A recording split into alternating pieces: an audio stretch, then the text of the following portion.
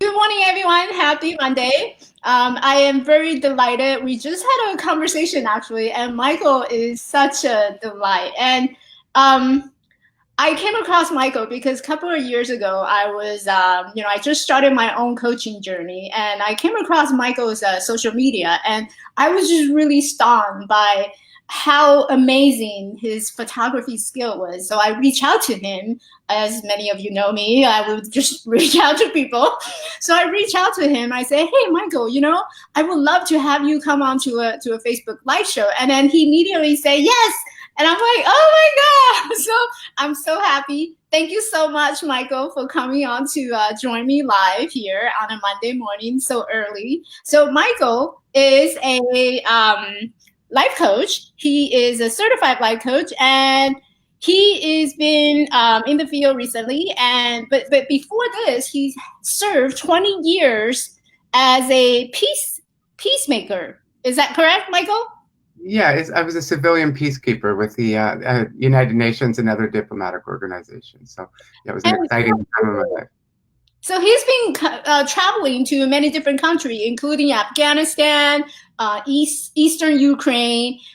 So he had an amazing journey, and now he's a certified professional coach who's dedicated in helping clients defeat the woulda, shoulda, coulda, and whatever is haunting them. So here we have Michael. Michael, yeah, thank you for coming on, joining me live.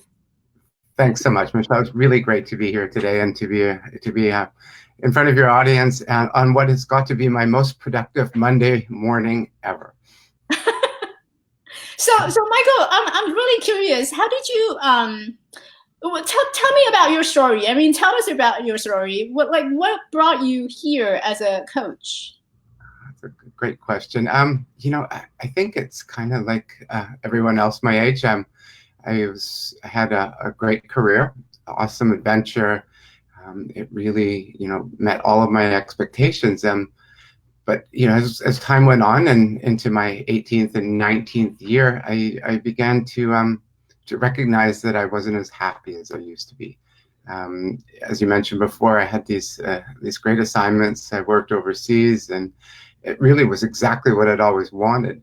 Mm-hmm. But in the 19th and 20th years, um, I just began to realize that I wasn't as happy as I was. I wasn't as energized, and I wasn't as satisfied with the way that my life was going. Mm-hmm. I took, it took of course, these things don't come overnight, but I was sitting one night in a restaurant by myself because my wife couldn't join me at the mission.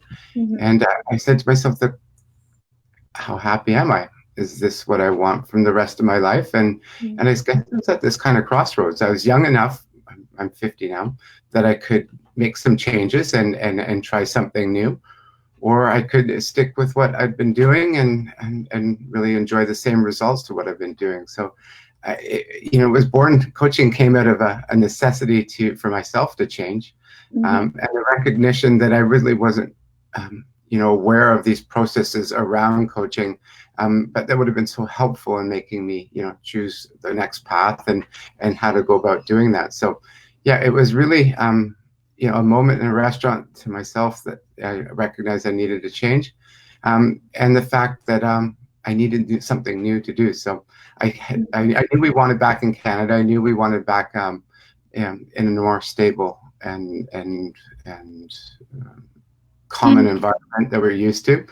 Uh, I decided on the career after the fact that I decided I needed to move, and came across it one day and recognized that, all this kind of thing I'd been doing on my own was actually, a huge part of coaching, this visioning, this understanding how my values had changed.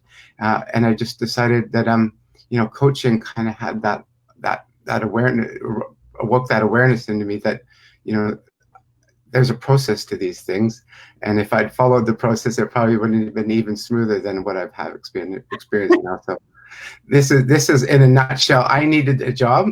Coaching explained, how I might be able to get that job and how I might be happier in my life, and Uh-huh. and, and the two just came together, a perfect opportunity.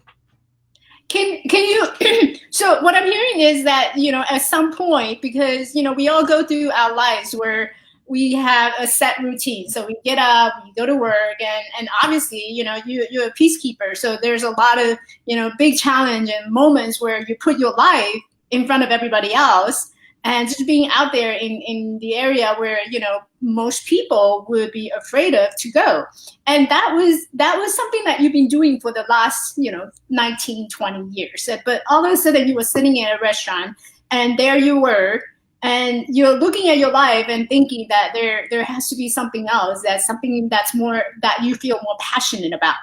So can you just go back a little bit and maybe describe, what was that moment like, sitting in that restaurant? Yeah, it was really interesting. I I didn't have many friends in the mission because it was a small assignment, um, and I just kind of realized that I'd been alone for so many of these Saturday nights, that I just didn't have. I didn't have the energy for what I was doing anymore, and Mm-hmm. I recognized that I changed, and so this adventure that I've been looking for, this prestige and this status, they no longer seemed I didn't value them as much as I used to, and I recognized what did value was friendship, a life of my choice, being with my wife, and being home again.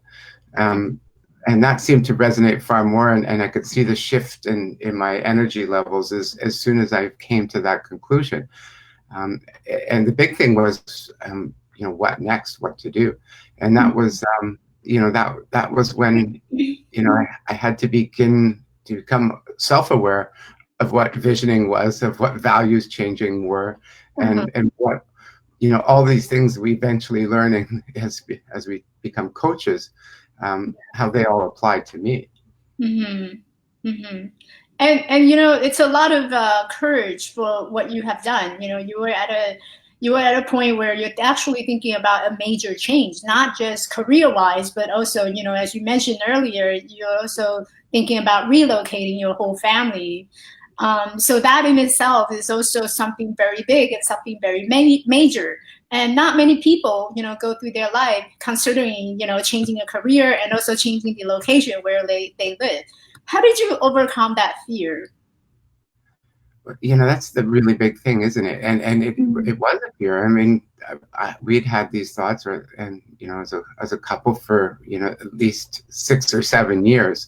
Mm-hmm. um, and I guess it was that point where I realized that I wouldn't be happy if I continued on, that things had to change, that that I was going to have to make a decision, uh, or else it'd be a little bit too late. And that's kind of the thing, when we turn 40 and 50, we begin to have these conversations with ourselves based on the chapters of our life. And I Mm-hmm. recognize that this chapter come to an end.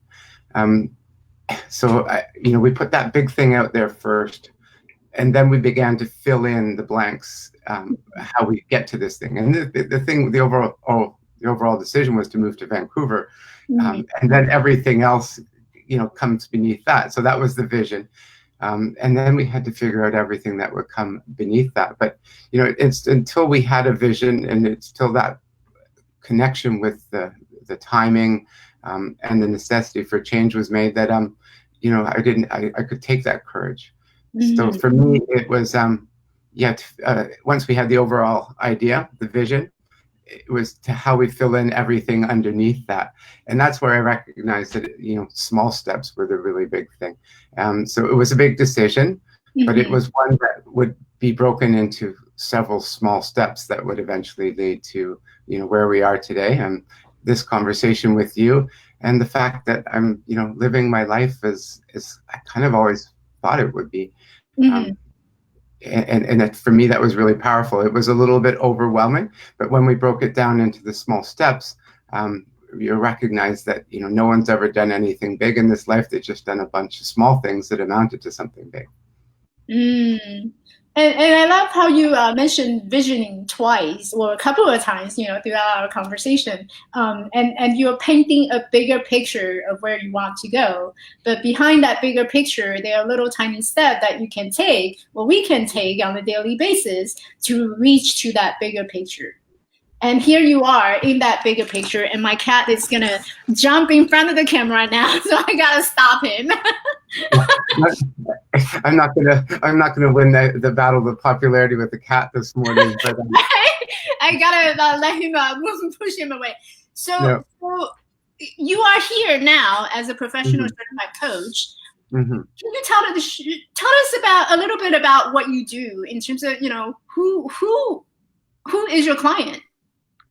Well, that's a great question. My clients are educated but unhappy midlifers, and they're like myself. Realize that they've had a success, that they're very accomplished, but they're not happy, and that's kind of where we are in midlife. It's a time where we begin to think about what's right, what's wrong, what's missing, and recognize that we're running out of time. There's plenty of time left, but the clock is ticking, and we need to set up the rest of our life um, in order to live it the way we want it to. Mm, Uh, and it's a big thing for people to take stock, to understand what chapter they're in, to own their age, and to begin to move towards what they want. And a lot of it, when I was young, my my whole world, and I hate to say this, revolved around my Star Alliance Gold card.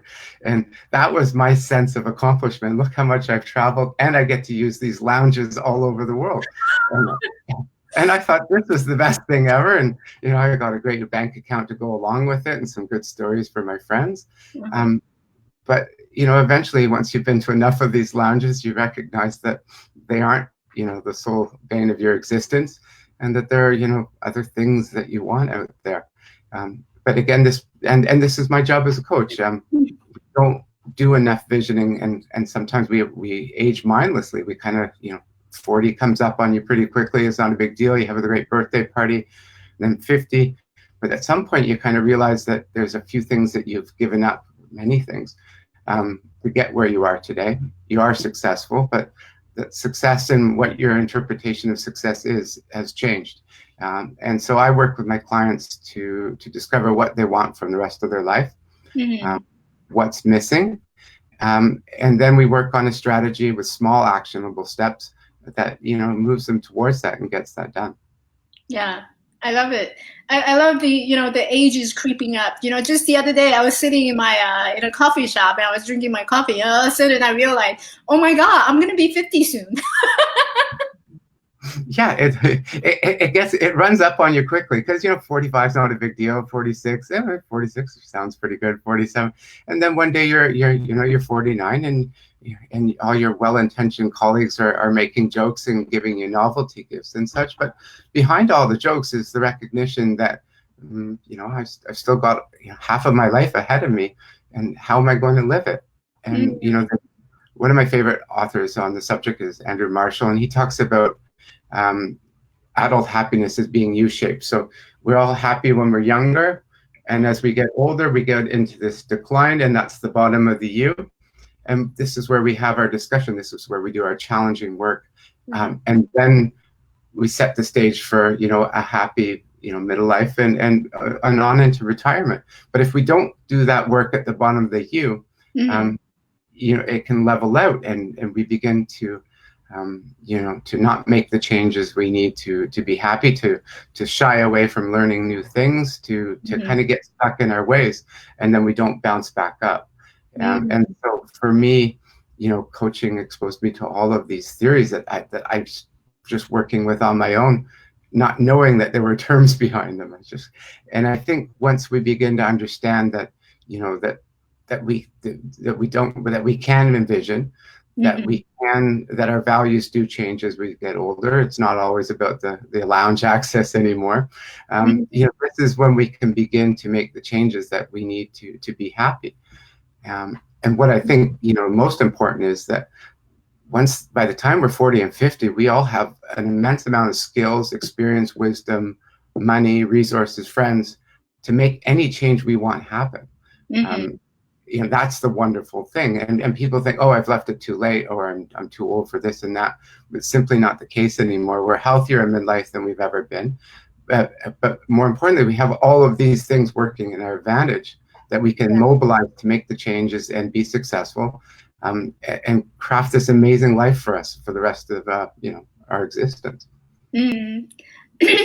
I love the analogy of the U shape. And I think many of us, we associated our achievement based on something that's external, that's something that's outside, right? Someone Yeah. recognizing us, someone validating us and saying, oh, Michelle, you're doing a great job. Or Michelle, look at you, you're so well accomplished. You have a book and blah, blah, blah.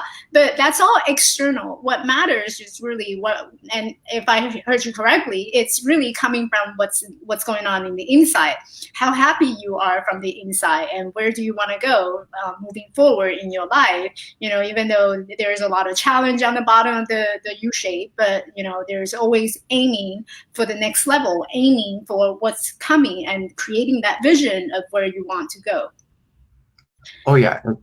Yeah, and it's totally within us, and we have that capacity when we're this age to do that because we have this accumulated wisdom. We know what we like, we know what we dislike, and if we're open to having this conversation with ourselves about change, then we're in a great position to be our own philosophers. We just need to have that conversation, and begin to take those little actions that will get us there. Mm-hmm. And so like, I don't know about you, but like some of the people or the client that I came across, they're sitting there and they're not entirely happy about their life. They're in their 40s, their 50s. They're trying to look for some kind of stability right now in their life. And all of a sudden they're sitting here and they're wondering, well, I'm not entirely happy about my job. I don't feel good about my job. I feel overwhelmed. I feel stressed. I feel so frustrated about my family life, my work life. For someone to in order for them to actually take that first step, what would be a message that you would like to share with them?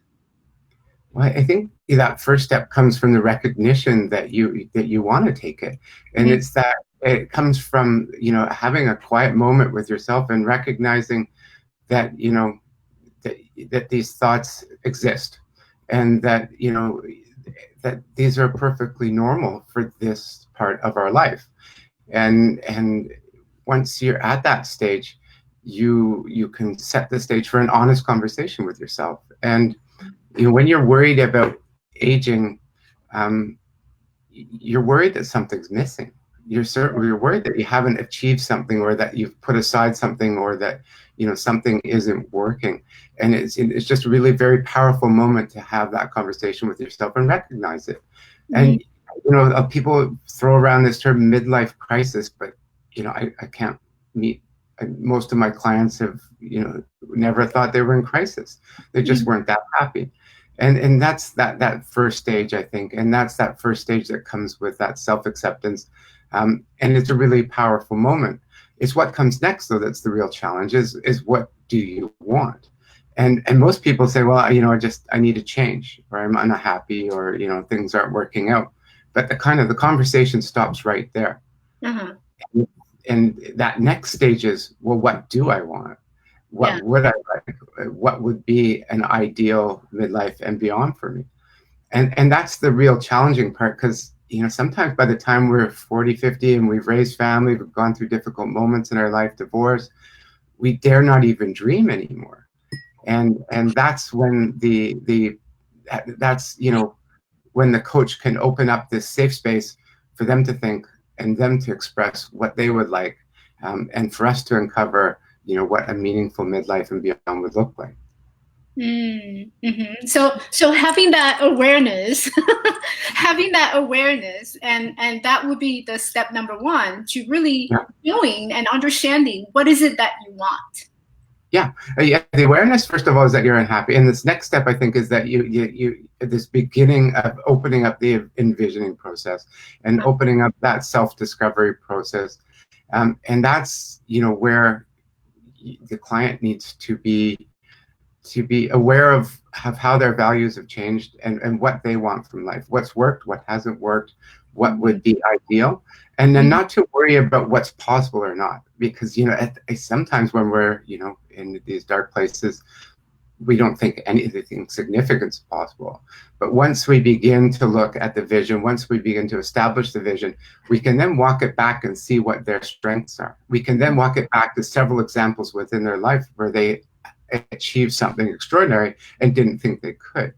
And this is the power of the coaching conversation, is that we as coaches recognize your strengths. You might take your strengths for granted, or you might think that everyone has these strengths, but that probably isn't the case. And this is where we begin to see that awakening of possibilities, this kind of the shift in energy from, all right, well, this, I'm not happy. Okay, now I have a vision, and I might be healthier, I might have a different job, I might be my own boss, whatever it is.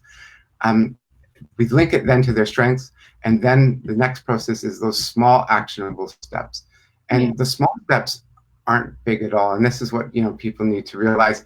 Once I sat in that restaurant, I wasn't happy, but it was 2 years before I find myself sitting in front of you in beautiful Vancouver and planning a jog next. So it's this gap of 2 years, but throughout this 2 years, there's been just small actionable steps that we took, both my wife and I, to get where we are today. And none of them were overly significant. Yes, it's been a lot of work, but it's a part of this process that we all have the capacity to do. It's simple as that. So remembering like the whole process of how you went through your transformation, and now here you are helping others doing that transformation. What do you think, if you were to name one strength that you have, looking back, how you did it, what would be that one strength that you think that pull you through this? Let's do one strength. Well, I think it's my organization skills and organizational skills. I think all of this might have been overwhelming if I wasn't able to realize that at work and my skills depended on my organizational skills. So this move, if we saw it from just a logistical purpose, was highly dependent on organization, being organized, both my wife and I. So I managed to apply what I did in work to my life. And that's the big thing, that we all spend so much time at work. What are our objectives for this project? What are our goals? And if I turn those thinking skills towards myself and towards what I wanted, it could be highly effective in delivering what I wanted. So that was the thing. So I recognized that I'm a pretty organized person. I'm pretty focused. I do this all the time at work, but I don't necessarily apply to my own life. That seemed to, I just kind of cut that off at 5:30, went for a jog in the evening and watched some TV.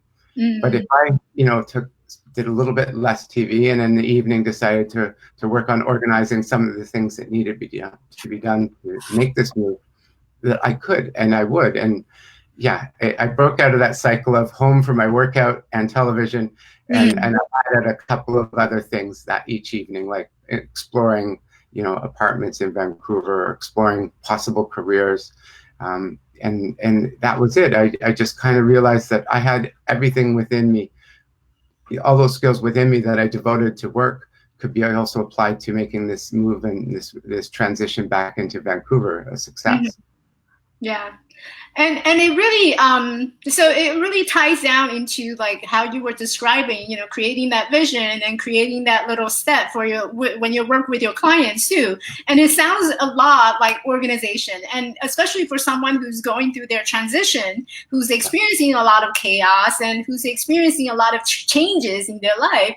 Perhaps they're really looking for that organization, and you are providing just that, organization. And you actually is a perfect example of how you set yourself up in creating that vision and taking that baby step. And here you are organizing the whole transition. You're a living proof. Yeah, and everyone out there has this within them. They're looking for a plan, and that's the thing with working with a coach. is that the plan gets super focused. The plan gets really linked to who they are and why they want it.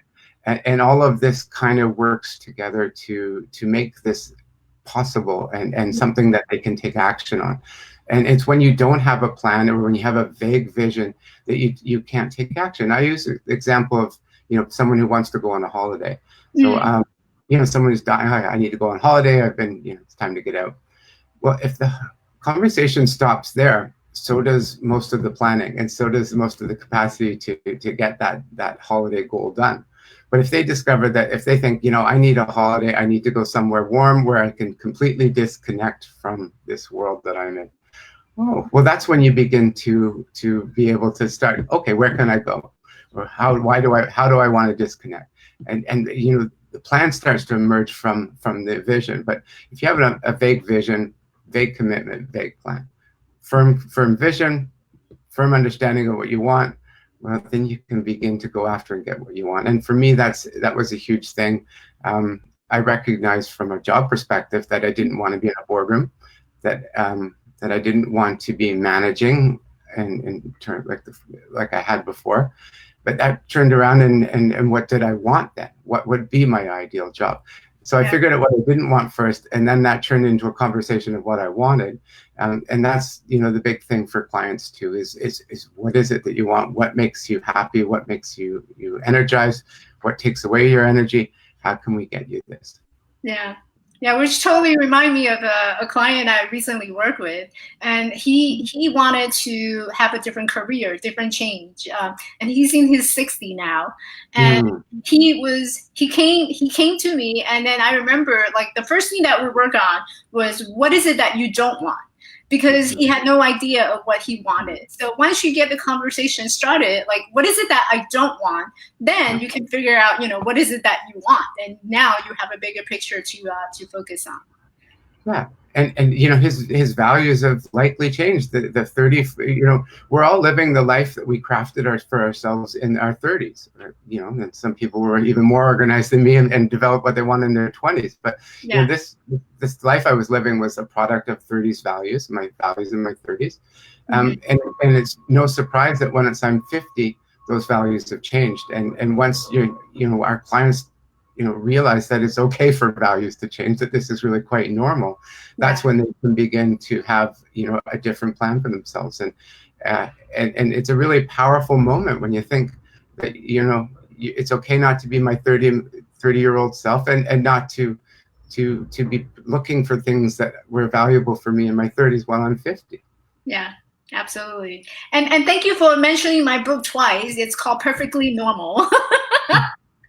And your book is such an inspiration, Michelle. I really tell you, part of the reason I got into coaching is because there's so many things that I haven't accomplished myself quite yet. And I'm not, my lifelong dream isn't to write a book, but it's to write a script. And part of the reason I got into coaching was that I'd be around such energized, motivated people that a little bit of this would wear off on me as well. So, it's when I see success examples like yourself and people are out there with far more busy schedules than me doing things like that, I begin to take actions myself on my dreams. And this is what we're all doing. We all have something that we all have this challenge within us that would make our lives complete. And there's no better time than the age we're at right now than to do this. Yeah, absolutely. And when you finish your script, you can come on and come back to the show, and then we can share your script again. Oh, it'd be sincere pleasure. It's for me,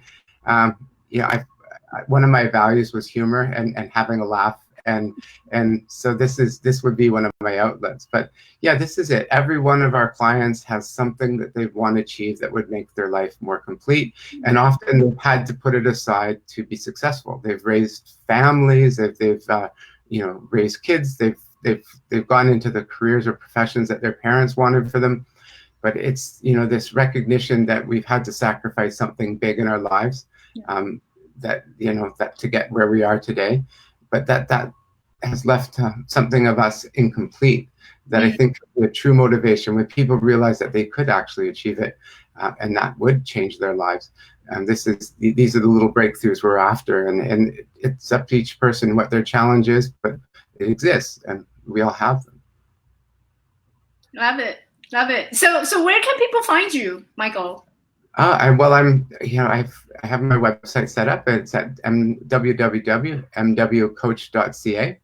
And I offer a free 50-minute Life 2.0 consultation with no obligation to buy. And that's really the best chance people have to have a powerful conversation with me, to discover what they want, to look at the brief vision of what their ideal life could be, and for us to talk about ways that they could go about doing that. So I put this together to help people. And just as you're helping, introduce me today to this world, I'm really keen to help others, whether they work with me or not, experience the power of coaching and look at, what they can do for their Life 2.0 blueprint. And these are, you'll come out of this conversation with actionable steps. And that's my goal. And you can work with me and we'll supercharge the process. But I think, these just introducing these concepts to you can be really powerful, and I'm really keen to help. And that's the big thing. So many people have helped you to get you where you are today, and I'm in the same place. A lot of people have helped me. They've never charged me for it, and I'm just really happy to have these conversations with people that are in a similar boat to myself.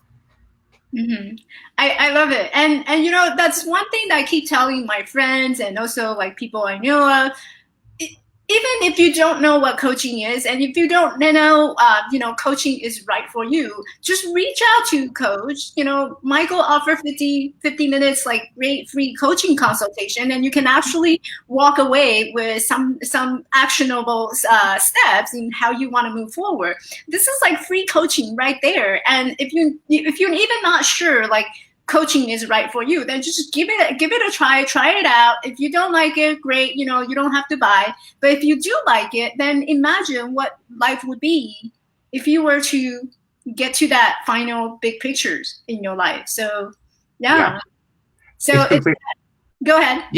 It's completely true, and what you say is right. Is reach out to a coach, because everyone's heard of executive coaching and leadership coaching, and there's so many of these people out there, and this is both a path that we both could have taken. It would probably have been more lucrative financially, but quite frankly, I don't care that much if my client nails their big presentation to the board. I'd much rather see them accomplish whatever it is they really want from life.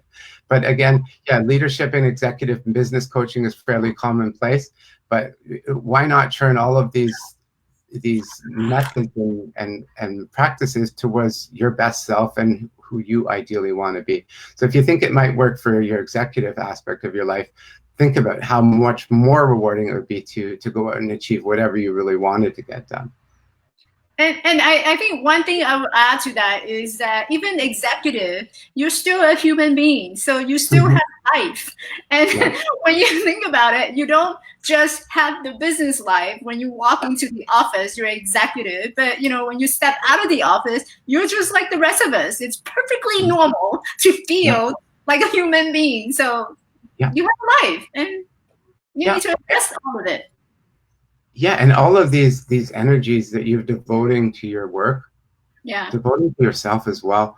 Once 5:30, 6 o'clock comes in, if you've always wanted to be healthy, this is the opportunity. This is the chance you have to make a decision and go for it. And health can be so many different things, but you'll see when you take action in one aspect of your life, you can begin to apply those lessons in every other aspect of it too. And you begin to appreciate change, value change, and find the energy and motivation to take action.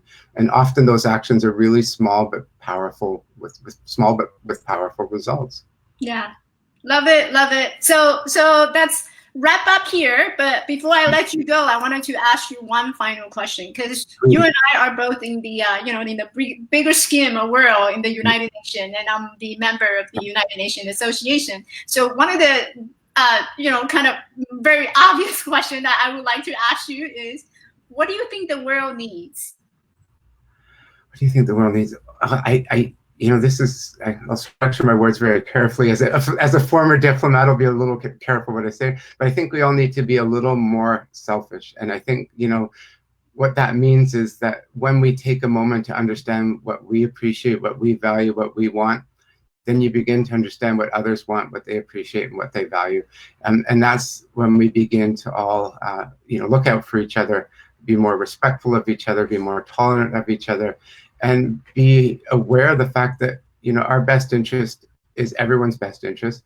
And these are these principles that United Nations, puts forward. And they are really, really applicable to where we are today. We all need to recognize that, that our best interest is everyone else's best interest. And when we look out for it, we look out for our collective goals as well. I love it. I love it. I would say love, right? To ourselves, and therefore we have so much that we willingly to share with others. And that's perfect. Yeah, it's not selfish to love yourself, and in doing so, you begin to recognize that others love themselves as well, and that we need to have to build this space where everyone can be themselves and move forward and be happy. Life is much better when one of us is happy, and when one of you are happy, you'll see happiness spreads throughout your entire tribe as well. Love it. So again, for those of you who wanted to follow Michael or also be interested in taking on the 50 minutes free consultation, you can find Michael at www.mwcoaches.ca. mwcoach.ca. Oh, mwcoach.ca. Yes, yeah. And at the end of our conversation, I will link the website in the comments so that you can check it out. Thanks so much, Michelle. It's really been a wonderful opportunity to share this with you today. This is another big step in my growth as a coach process, and I'm tremendously honored to be here today with you and your listeners. And on what I have to say is probably my most productive start to a week ever. So thanks very much for having me. It's been a sincere pleasure. Thank you so much, Michael. It's been a pleasure speaking with you. Cheers. I look forward to seeing you again soon. Thank you. Bye. Bye, everyone.